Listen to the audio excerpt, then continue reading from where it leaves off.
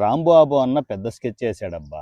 వైఎస్ఆర్సీపీలో కూర్చొనేసి ఏదో వయసు అయిపోయి వస్తుంది, ఇప్పుడన్నా సీఎం సీట్ లేకపోతే ఎట్లా అని చెప్పేసి జగనన్న కేసరి పెడితే ఎట్లా రాంబాబు అన్న. అంటే మనకు ఎంతవరకో దేవుడు ఎంతవరకు ఇస్తాడో అంతవరకు చూసుకోవాలి, కానీ మనం పనికిమాలిన పనులు చేసినా కూడా బాగానే అయిపోయిందిగా, బాగానే పదవులు ఎదగబెట్టావుగా. ఇది చేశాను అది చేశాను మొన్న ఏదో కవరింగ్ ఇచ్చావుగా. నువ్వు చేసావు కదా, కరెక్టే. దానివల్ల నువ్వు ఉపయోగం ఏంటి? ఎవరికి ఉపయోగం? జనాలకి ఏమైనా ఉపయోగమా? నేను గతంలో ఇది చేశాను, గతంలో ఎవరికి కావాలబ్బా?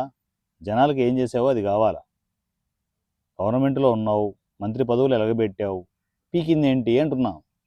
నేను అనట్లే, జనాలు అంటున్నారు. రాంబాబు అన్న ఇప్పుడేమో ఏకంగా జగన్ కేసరి పెడుతున్నావు. మాస్టర్ ప్లాన్ అబ్బా. ఏదైనా కూడా రాజకీయాల్లో ఎవడికి ఎవడు సొంతం కాదని. జగనన్న కూడా నీకు సొంతం కాదా రాంబాబు అన్న? Straight question. జగనన్న నీకు సొంతం కాదా? నీ మనిషి కాదా? నీకోసం ఎన్ని చేశాడు? మన జైలు నుంచి బెయిల్ ఇప్పించు కూడా జగనన్నే కదా. ఆ మాత్రం కృతజ్ఞత లేదా రాంబాబు అన్న? ఏమన్నా అంటే డ్యాన్స్ వేస్తావు. దేనికి అంటే ఏ టైంలో ఏం చేయాలనో అర్థం కాదు. ఊపు వస్తే డ్యాన్స్ వేస్తావు.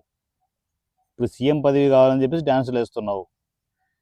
కొంచెం క్లారిటీగా తెలిసిందనుకో జగనన్నకి, వాయ కొట్టేస్తాడు. మరి డ్యాన్స్ వేయడానికి కాళ్ళు కూడా ఉండవు. సితక్ కొట్టి చేతిలో పెడతాడు కాళ్ళు. చూసుకో మరి.